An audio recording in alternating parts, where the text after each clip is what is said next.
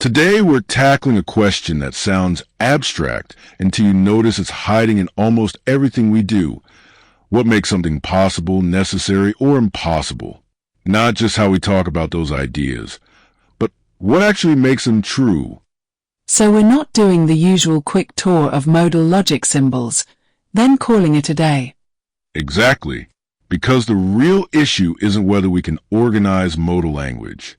It's whether we can explain it. And that difference, organizing versus explaining, is a heartbeat of the view we're unpacking, an argument associated with seed sales in a book-sized project called A Ground of Possibility. Let's give people an anchor right away.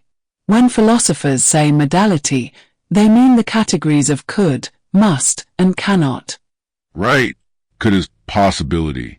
Must is necessity. Cannot is impossibility. And here's the hook. Those aren't just decorations on sentences. They function like constraints on reasoning. If you explain why something happened, you're typically implying that other things couldn't have happened, or at least wouldn't have happened given the setup. And if you say something is a law of nature, you're not just saying, look, it happens a lot. You're saying there's a kind of stability to it, like it would still hold under relevant what-if scenarios. Exactly.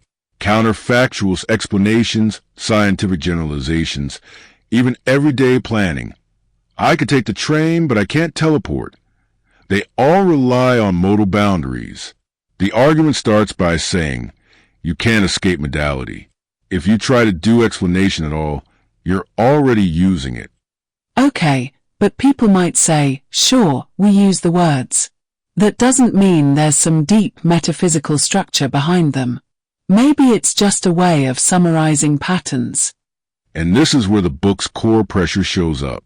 If modality is only pattern reporting, then the force of explanation gets thinner. Because an explanation typically needs more than, that's how things happen around here. It needs some story about why alternatives are ruled out. So if I say, glass breaks when you drop it, that's a pattern. But if I say, glass must shatter under these conditions, I'm claiming more than a pattern. I'm claiming constraint. Yes, and if constraint is real, if must and cannot are doing real work, then the constraint itself needs a ground. Something has to make it non-arbitrary that certain things are excluded.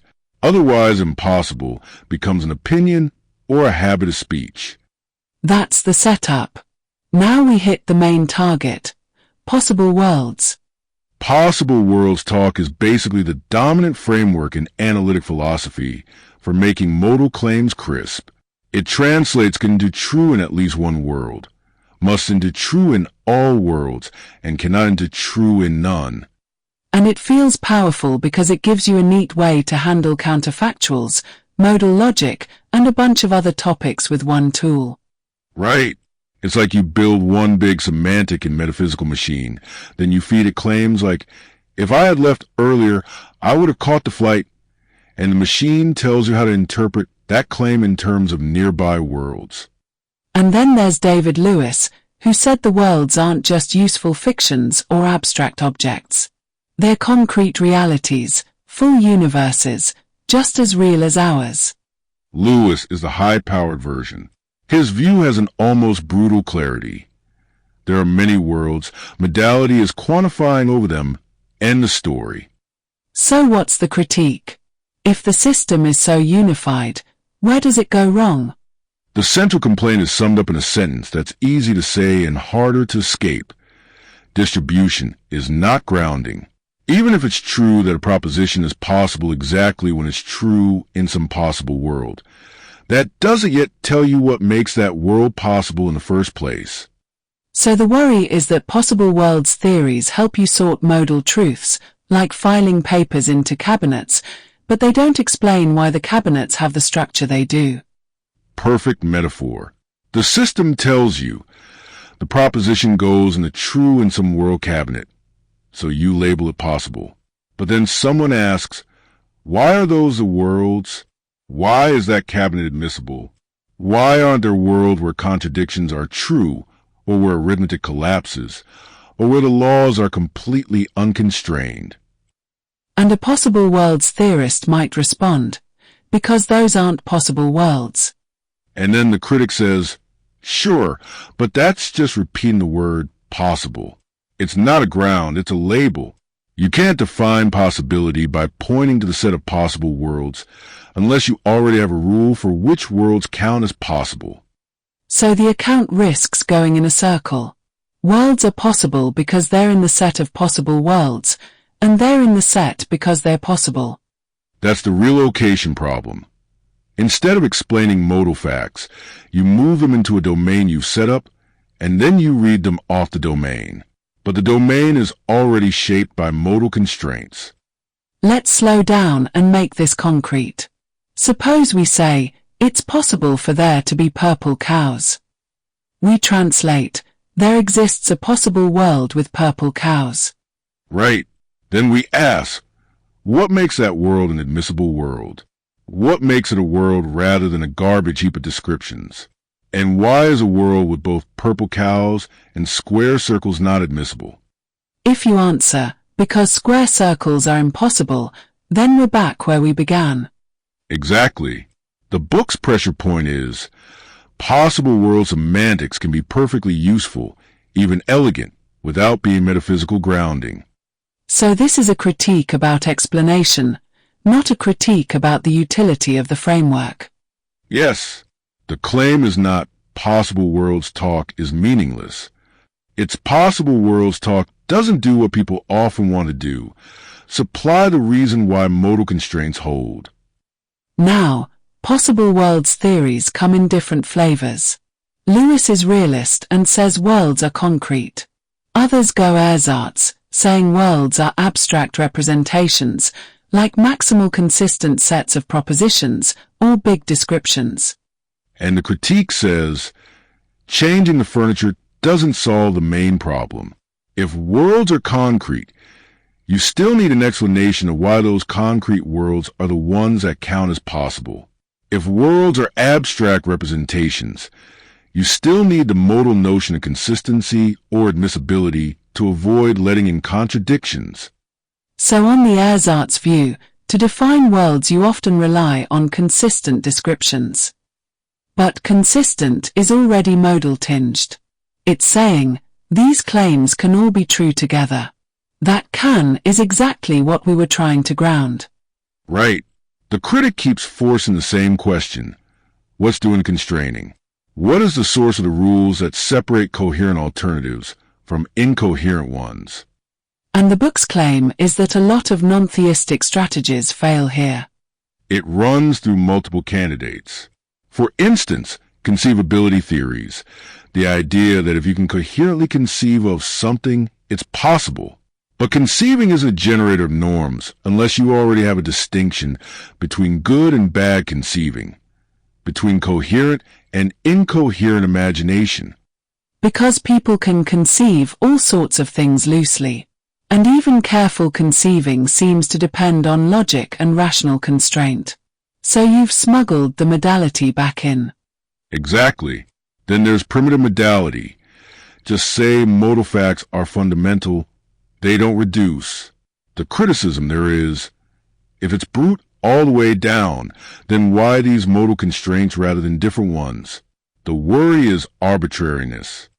So explanation starts to feel like, things are necessary because they're necessary. End of discussion. And then you have Humean approaches, like Humean supervenience, where the world is a mosaic of local facts and laws or necessities are summaries of regularities. But again, summaries give you patterns. They don't obviously yield must. It's one thing to say, everything so far has behaved this way. It's another to say, it could not have been otherwise, given the nature of things. Right. And the book argues you can't squeeze genuine constraint out of purely descriptive ingredients without either reintroducing modal principles or changing the subject. So by the time we've ruled out distribution, conceivability, brute modality, and purely descriptive reconstructions, we're left with a demand. If modality is real and explanatory, it needs a ground that can actually constrain. Yes. And the project then tries to extract requirements for what a successful ground would have to look like. Not a random wish list, but features that follow from the job modality is doing. Let me guess, it has to be necessary, not itself contingent, because otherwise modal structure could wobble around. That's one. It also has to be unified rather than a patchwork. It has to be rational, meaning the constraints aren't arbitrary. And it has to be non-derivative, not something that depends on prior modal facts. So the ground can't be like, here's a list of modal rules we just accept. It has to explain why those rules are the rules. Right. Now we get to the positive proposal. The book argues that modal structure is ultimately grounded in something like rational intelligibility itself, named here as a logos. Logos is a loaded term. For some listeners it's going to sound theological, for others it's going to sound like abstract reason. It is loaded, and the project leans into that. The core idea is, what's possible is what is coherent relative to rational being. Necessity is what follows from that rational structure. Impossibility is incoherence. So instead of saying, it's possible because there exists a world where it happens, you say, it's possible because it makes sense within the rational structure that underwrites reality. Exactly. It shifts the center of gravity.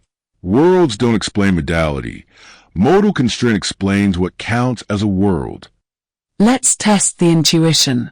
Take a simple impossibility, a square circle.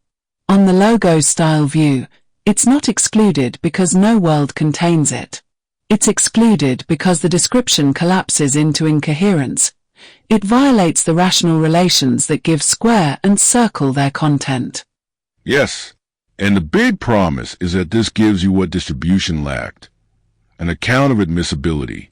It's not just that some configurations are absent.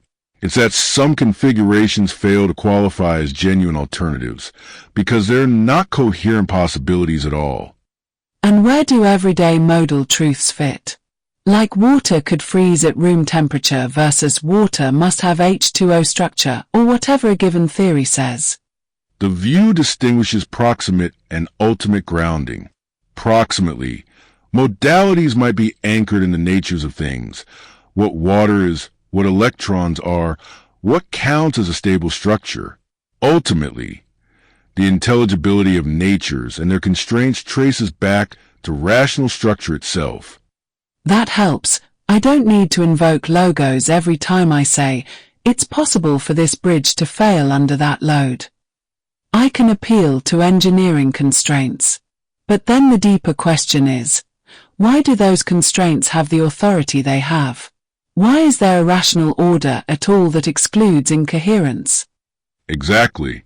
The positive account is trying to underwrite the whole hierarchy, from everyday necessities to natural laws to logic to identity across counterfactual scenarios. This is where some listeners will push back. They'll say, isn't coherence relative to rational being just another fancy word for modality? Aren't we in danger of swapping one unexplained thing for another? That's a fair challenge. The book's answer is basically that rational structure isn't an extra item you posit alongside the world, like another cosmic object. It's what makes explanation and intelligibility possible at all. If you deny it, you undercut the very standards you use to evaluate theories. So the argument is transcendental in flavor. Because we engage in explanation and inference, we are committed to real constraint, and because that constraint cannot be merely distributed across worlds or read off patterns, it must be grounded in a rational source. Yes, that's the shape. And the final parts of the project, as it's described, test the view against familiar modal puzzles. What about alternative laws of nature? What about identity across possibilities? What about divine freedom if the logos talk is theistic? What about logical impossibility? Even if someone doesn't buy the logo's conclusion, the critique of possible worlds is still a live issue. Have we confused a bookkeeping device with a metaphysical foundation? That's the lasting takeaway. The possible worlds framework can be incredibly good at systematizing modal discourse. But systematizing isn't the same as grounding. If you're satisfied with semantics, you might stop there. But if you want explanation, why these necessities, why those impossibilities, the project insists you must look for a deeper source of constraint. So the slogan becomes, the task isn't to stock the universe with more worlds. The task is to explain what makes any world possible in the first place. Exactly. And that's a good place to pause. Next time we can zoom in on one specific pressure point, admissibility conditions, and ask what a non-circular account would actually look like, whether logos or something else.